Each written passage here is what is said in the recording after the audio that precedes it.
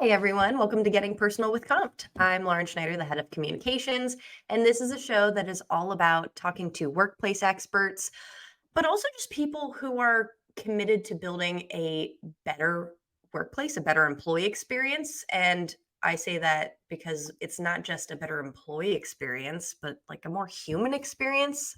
I think we often forget that the people who work at these companies are people. So I am very excited to have Grace Erickson with me today. She's the marketing lead at Cocoon. I'm going to tell a little bit of a backstory, but first, I want Grace to introduce herself. Yeah, so hey everyone out there. Great to chat with you this morning, Lauren. As Lauren mentioned, I'm the marketing lead at Cocoon. We are a leave management software that makes taking and managing leave incredibly easy for both employers and the employees that they support.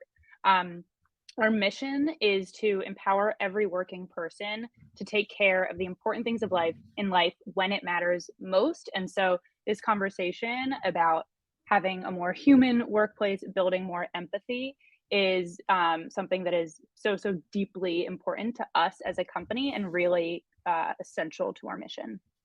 I love that. So we at Compt actually came across Cocoon when we were at Transform in March this year. So Love it.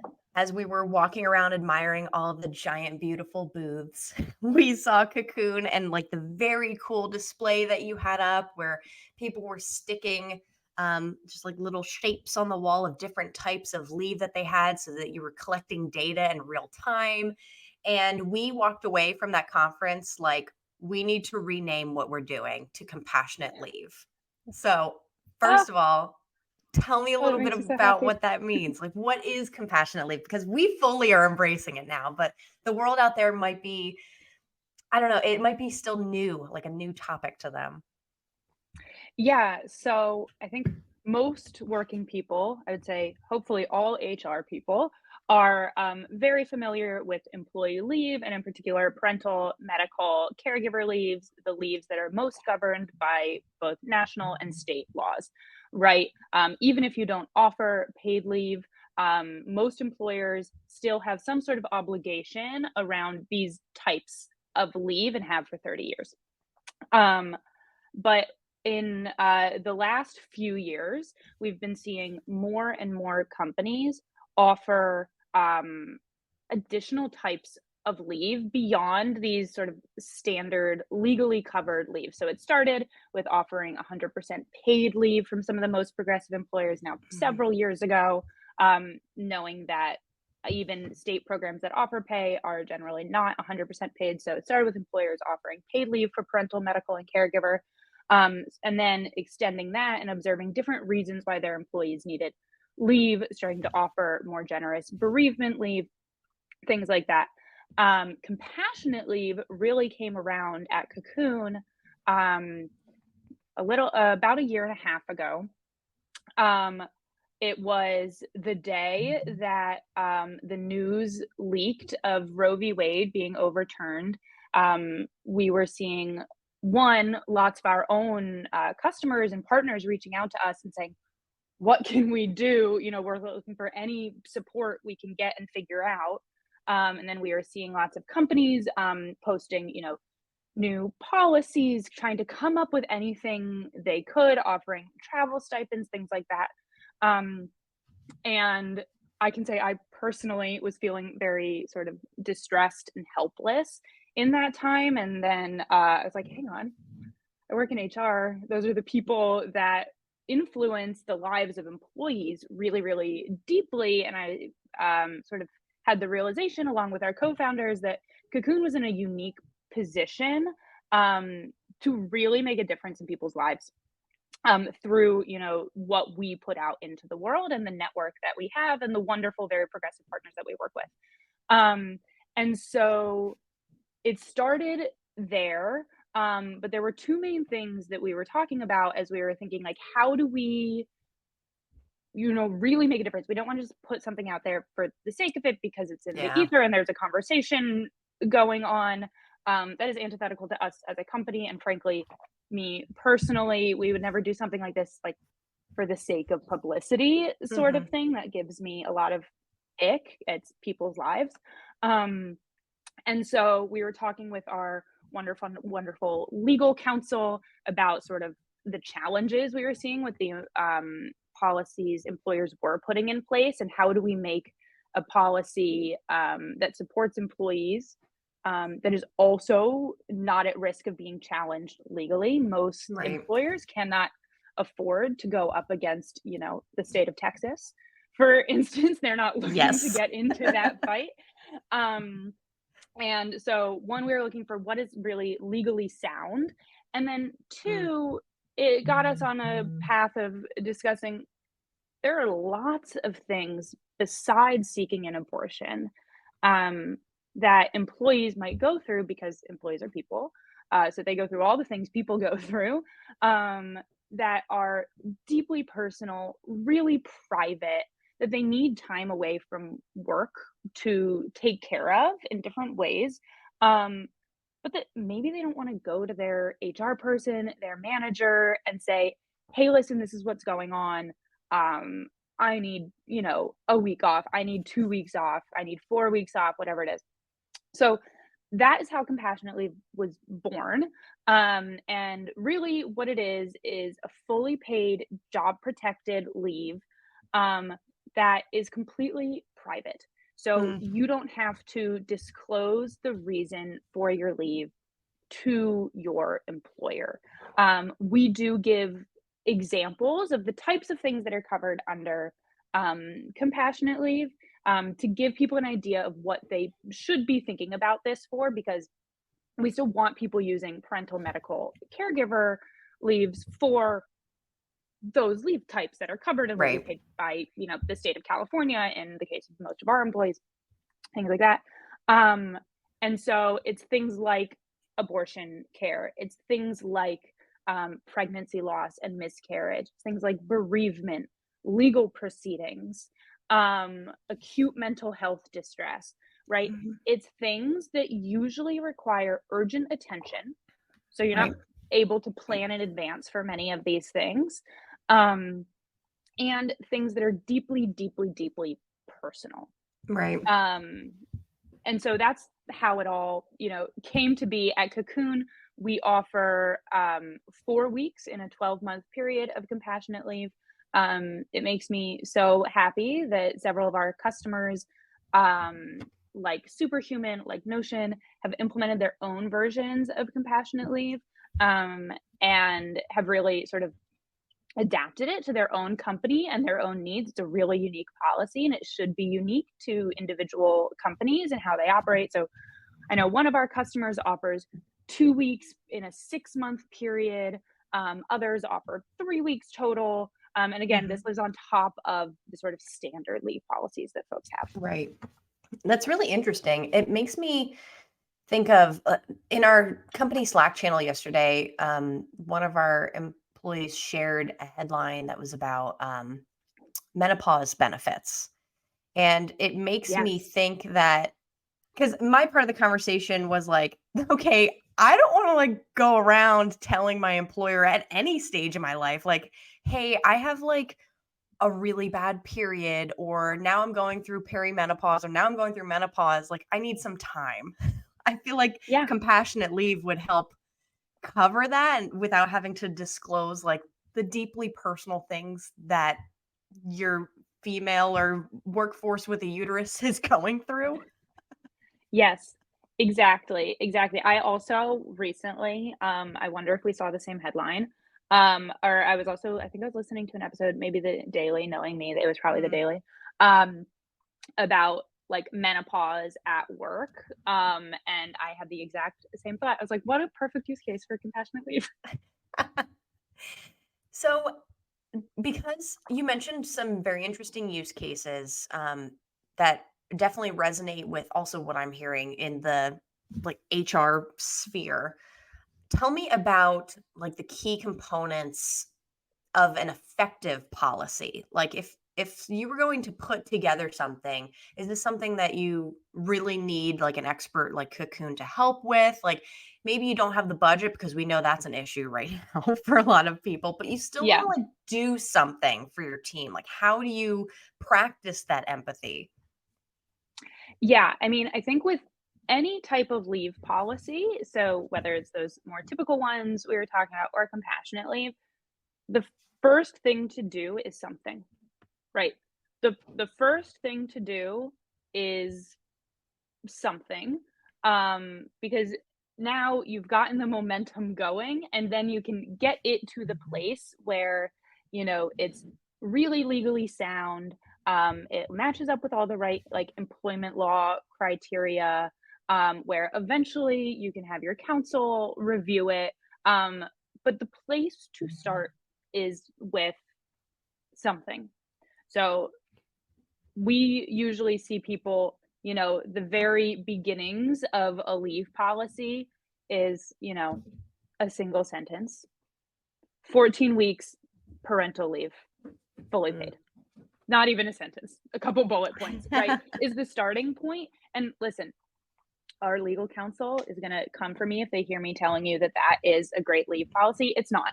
Right? That's Right. not everything you need to have in your leave policy, but it's something. There's something there for employees, because what you don't want is, as a young company especially, and an early HR team, you don't want an employee coming to you and saying, "Hey, I'm 5 months pregnant. I'm due in October or whatever. What's our parental leave policy?" And now you, as the people person, HR person, you are on your back foot, Hmm. and it's sort of like an, "Oh, no," moment of, "What am I gonna do for this employee? I hadn't thought of it." Right? So the place to start is with something, so that when inevitably an employee comes to you, there's no HR without leave. It just doesn't happen. Right. Um, so when inevitably an employee comes to you, you have something and then can build from there. Um, you certainly don't need an expert to get a policy in place. Cocoon, actually, we provide, to anyone who wants them, parental leave, compassionate leave, caregiver leave, policy templates, Cool. that are written and reviewed by our own legal counsel. You should still get them reviewed by your own legal counsel. I am not a lawyer, so don't take it as legal advice, but it is reviewed by our legal counsel internally, and will really help you on your journey of, like, what are the essential components? How do I talk about employee eligibility? What are tenure requirements? All these things that, if you haven't written a leave policy before, I certainly didn't know how in depth they were before working at a leave company, um, that really help you build that sound policy that gives, one, really clear, expectations to Mhm. your employees. We love the saying from Brene Brown at Cocoon that clear is kind, and that is very true with policies. Um, and that it is protecting you as an employer from an employment law perspective, which becomes more important as you grow, right? Right. Again, early days, two bullets, give yourself something and build from there. The other piece of this that I always bring up in these conversations, because we are in HR companies, we're often HR people, we're managing the employee experience as a whole, but we know that it's not solely up to HR and the policies. So, what role do managers, leadership, like other people in the company play in not just like establishing a more like empathetic work environment, but as far as to like if they get to the point of implementing a compassionate leave policy, like in doing so in a way that really benefits everyone? Yeah. I'd even go as far to say as the HR impact on, you know, how a policy really affects employees is minimal, right? Mhm. Without managers, leadership also carrying that line. Because an HR team can write the best policy you've ever seen. It can be perfect. in every way, most generous, the most, legally sound, the most progressive, whatever, the most everything. It can be perfect. If there isn't a culture at that company that allows people to take and use the leave that they are being offered, it's a lovely piece of paper and a great idea, and maybe you'll attract candidates with it, but employees aren't going to use it because there's a very real fear and stigma that still exists around taking leave at many, many companies. People are afraid to miss a promotion cycle. People are afraid, that they're not going to get that big project that's going to push them to the next level or get them that bonus or get them that raise. Salespeople are afraid they're not going to hit quota and they won't get their commission, right? So, which is a huge part of their income. And so, right, there are all these different factors so beyond the policy. Yeah. When it comes to leadership, the role is absolutely critical, and I would say like leadership and like middle manager type people, it's critical. So there's one element of modeling, right, and making caregiving, making leave of whatever that means for you. So caregiving can be, for an aging parent or a sibling or even a friend or a spouse. For a child, of course, it's just the way most people, think of it in the context of work. It can also be taking care of your own health, your mental health, whatever that is. So it starts with modeling a culture of caregiving, right? So it means letting people know when you have to take your mom to a doctor's appointment. Like as a leader, that small act, if you're doing it anyway, the small act of put it on your calendar, make it public, and say, taking mom to a doctor's appointment. Right. Through that teeny tiny thing, you are modeling that your company understands and accepts the demands of caregivers and how they balance with work, right? And then you take this steps and steps further. If people are afraid they're going to miss a promotion cycle, this shouldn't be the only reason you promote people, but don't only promote people because they're on leave. That would also be weird. But think about your top performers and put in a structure in place. This is actually something an HR team can do with managers. Put in a structure place for what your promotion cycle is, what the criteria are, and make sure you're evaluating people that are on and going on and have been on leave, and figure out structures for how you account for that in their performance reviews or whatever it is. Because taking leave doesn't change your tenure at a company, right? Taking leave doesn't mean you are not a stellar employee who deserves, that next title, that next raise, whatever it is. So we need to bake in these sort of procedures that guard us against the unconscious bias that exists when, I haven't seen that person for 3 months. I don't know what they're up to, right? Yeah. Document it. Have a process. How do you review it so that a person on leave can feasibly be promoted if that's when your promotion cycle is? And then the last piece is actually 2 more pieces. Oh boy, there's so many. So, but this is good. I want to get through this. Second to last piece is managers taking leave. And, leave is very personal. This is something we talk about a lot at Cocoon.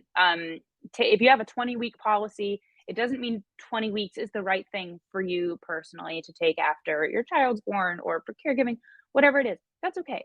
You don't have to take 20 weeks, but take leave, make it known, and set expectations before you go out on leave about how you're going to be involved. If you say, hey, I'm going out on leave, but I'm our CFO and it's important to me that I'm aware of X, Y, and Z, and I, have this weekly check-in with this person, and I keep a pulse on that.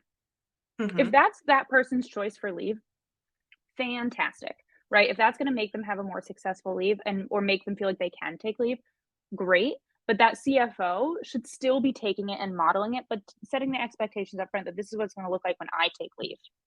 Right. This isn't my expectation for you when you take leave, but this is what it's going to look like when I take leave versus, sometimes we see people like sneaking in and then employees notice. So just tell people up front. And then the final piece is consciously, as a manager, when you have a team member going out on leave, consciously planning for that leave with them, Mm, right? Throughout the lead up to that leave, which is, again, atypical with compassionate leave, but not with other types of leave for the most part. Um, in the lead up to that leave, sit down together, say, how do you want to be involved? What does returning to work look like for you? Do you want me to tell you when there are changes on the team while you're out? Right? How are we going to hand off all your work? And if a manager right. can be really, really supportive in that sort of going out on leave period and then the return to work period, and have a structure in place, again, a structure, have a Mhm. structure in place there where they're caring for the employee, showing that it's okay and we're going to figure out how to do this together. Um, Other members of the team are going to see that, right? People like, there are no sort of like, oh, I have no idea what that person's doing for their leave over there. That's not how employees Right. work. People are going to see that and understand that, oh, this manager is really supportive of people going on leave. That makes me feel like I can do it if I need leave. Yeah. That's these are all such interesting points that, like, I as you're talking, I'm going through, like, my previous work experiences versus what I'm experiencing now, and the little things of, like, I even just told you before we started doing this, I'm like, "Right after this, I'm going to urgent care because my throat looks crazy." And, like, that's I had no problem also just dropping that in the work chat, like, "Hey, in between meetings today, like, I'm just gonna I just need some time." Whereas in, Yeah. like, my previous roles, like, we would all, like, PTO hoard because you didn't know when you were gonna be sick, and you didn't know if you needed that time, and then, like, Mhm. you'd run into situations where, like, someone that worked so hard would just, like, need that few hours off to, like, go take their kid to the doctor, but they were out of PTO, and they were like Oh, and HR was like, "Well, you could, like, share yours if you wanted to." So it created, like, this really weird culture of, like, oh well, I my wanna god. help this person out, but also, like, at the time, I was like, "I need to save these days, like, for my wedding?" Like, so is it more Yeah. important that their kid is sick or that, like, I'm trying to, like, get married? It was What an just impossible really situation for strange. employees. Oh Yeah, god. it was No. super Oh, weird. it's I ended awful. up actually talking to Fortune about it last month, and they published this entire piece on, like, like, the culture of, like, do you have days off? Are you gonna use them, or should we all just, like, hoard them forever and then just, like, hope you don't get sick? Oh god. Oh, Crazy. it's yeah. It's those impossible decisions, right? By Yes. giving people the choice, by Mhm. giving people leave. It doesn't mean everyone's gonna take compassionate leave every day. It's people want their jobs, people work, Yeah. like, people, and it's about giving people the option. I like to describe leave as a side door. When Mm, people I like feel that. backed up against the wall, right? They feel like they don't have choices, they leave your company. Because when they feel like Mhm. they have an impossible choice, take my kid to the doctor or work, and I'm making this choice all the time, it's untenable, right? You Right. can only sustain that for so long. Of course, many circumstances lead to many things, but right, we think of leave as a side door option. That person Mm, doesn't need to leave your company. They need time away to take care of the thing that's happening in their life so that they can return to your company where probably they want to work, right? Especially if you're showing that you support them in this right. way. Yes. Before we go, I wanna ask, any trends or practices that you're seeing emerge in this space for the end of the year? Like, what should people look out for as we enter open enrollment season, we go into budget planning, all the best part of the year for HR?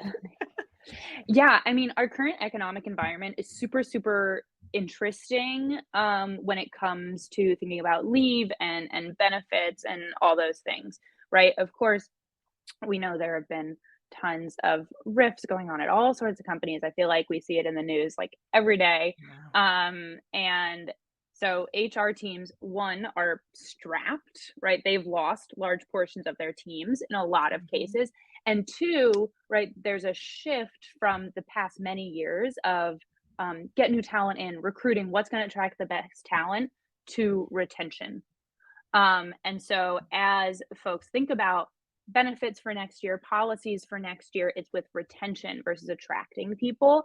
And the thing Mhm. that shifts there is these shiny object benefits of, at this point, I'm gonna call it like the 2010s because I think it really started the shift with COVID. So the shiny object benefits of the 2010s, like, you know, That all your meals and soda I don't know. machines, ping pong Yeah, like tables. all these I love aside, that you're calling it whatever. shiny objects. It's so because we always call it perks, but now I think I'm changing this forever. I'm gonna call it shiny object perks. Yeah, so shiny objects, great. Listen, I love lunch. It's fantastic. But when you ask an employee, "Do you want lunch or do you want parental leave?" The choice is incredibly clear, Yeah. right? And so when we think about moving away from these shiny object perks to policies that are foundational to your company, that when we have to cut line items from the budget, the Mhm. shiny items are going to be the first to go, or the shiny objects Mhm. are going to be first to go every time. And those things that help retention, those things that help your employees feel really cared for in an environment that is stressful with everything going on economically, if they feel secure in their job, they're going to pay that back to you. Yep. Right? You're going to see that in performance, in engagement, and in retention. And so, interestingly, we were a little concerned. We publish paid leave benchmarks, as you sort of mentioned with Yeah. Transform. And new data, not out yet, but I was recently looking at the data, new data, and kind of holding my breath because I was worried policies were going to go down. From the last Mm, time we did it, based on everything we've been seeing economically, I was like, "Oh, no." I was like, "I really hope not. I don't wanna have to, like, give that message to the world. It makes me feel really bad." right. It is not going down in a meaningful way, at least, from what we're seeing in our data, which really validates this idea that, like, the retention benefits, the Yeah. retention policies, engagement policies are so much more important today than the attracting ones. Ugh, chills. I just everything that you're saying is stuff that we talk about all the time, and it's just like it so resonates with me as someone who's now in the HR space as an employee. Like I'm just so glad that we're all, I hope, moving in like the right direction. It feels Yeah. like we are in our little bubble, but we'll see. Yes, in our little bubble. Yeah, still only 25% of employers offer paid leave. Or sorry, 25% of employees in the US have access to 100% paid leave. So a very, Yes. very, very long way to go. Oh my gosh. Well, speaking of long way to go, um, Grace, where can people find more information about you, about Cocoon, if they're interested in learning Yes, more about our conversation today, maybe implementing some of these things? totally. So you can find me on LinkedIn. I'm Grace Erickson. But you can find Cocoon at meetcocoon.com. And many of the resources I mentioned, benchmarks, compassionate leave, parental leave, caregiver, all those things live on our blog. So you can go find us meetcocoon.com/blog. Um, and we also, for managing the crazy leave laws and navigating all of that, we actually just published an incredible, incredible resource, an interactive map. Also lives Ooh, on our website. You can find it on our LinkedIn too. Um, of all the state leave laws in the country. So you no longer have to Google what your employee might be eligible for in Washington state. amazing. All right. Well, marketer to marketer, I'm going to start stealing some of the stuff you're doing.